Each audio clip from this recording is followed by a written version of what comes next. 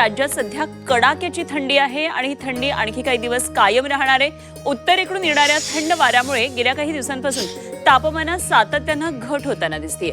रविवारी यंदाच्या हिवाळ्यातल्या आत्तापर्यंतचं नीचांकी तापमानाची नोंद झाली आहे। दरम्यान थंडीच्या लाटेची शक्यता नसून रात्री उशिरा किंवा पहाटे धुक्याची शक्यता हवामान विभागानं वर्तवली आहे आणि रविवारी राज्यातल्या काही ठिकाणी 1 अंकी तापमानाची नोंद झालेली आहे। संपूर्ण राज्यामध्ये सगळ्याच जिल्ह्यांमध्ये साधारण असंच वातावरण आहे। 2 दिवसांमध्ये किमान तापमानात आणखी घसरण होईल आणि राज्यात सध्या सगळीकडे हुडहुडी भरलेली आहे।